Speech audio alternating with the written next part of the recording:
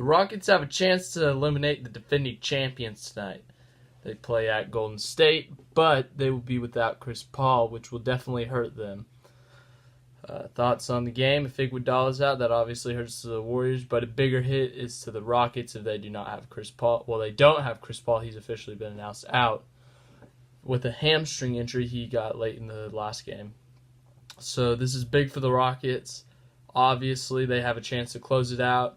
Harden, he's been shooting poorly during this series, so he's going to have to step up, make some more shots. That means everyone else around him is going to have to do good as well. So Eric Gordon's going to need to score. PJ Tucker's going to need to score. Clint Capella's going to need to get some inside points. Harden's going to have to drive and kick. He's going to have to get some more assists. Who else? Who else will need to help? I think everyone on that team is just going to need to help overall. Just the absence of Chris Paul is so big for that team that they're just going to need a big boost outside of that, because missing Chris Paul is a big hit for them. So I think that the Warriors will win that game tonight. But you never know. I wouldn't be surprised if they did terrible and Houston somehow won. But I got the Warriors tonight, and if Chris Paul comes back for Game 7, Houston in Game 7.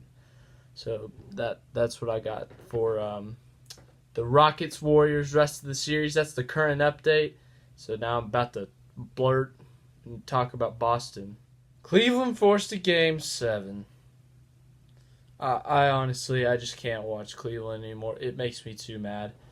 Every single play that someone just gets, they just go off complaining to the refs about how they have LeBron and how they should be getting every call for them.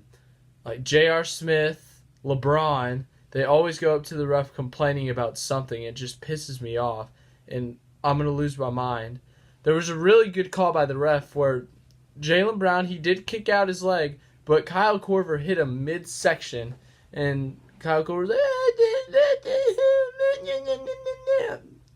I hate watching Cleveland. They just complain and won't shut up. Seriously, just take the call and move on. Good grief.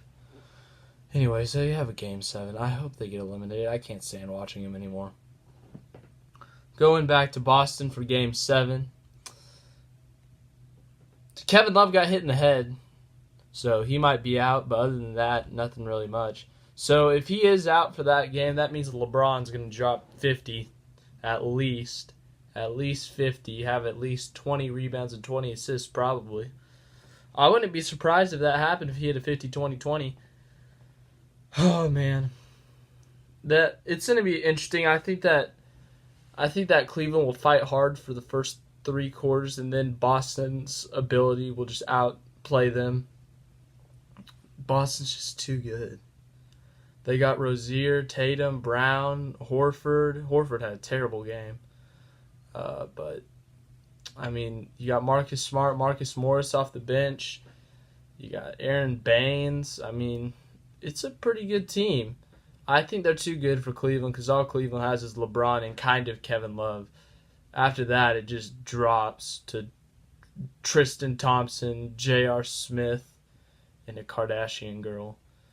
But, yep, Boston's going to win this thing in 7. They're too good for Cleveland.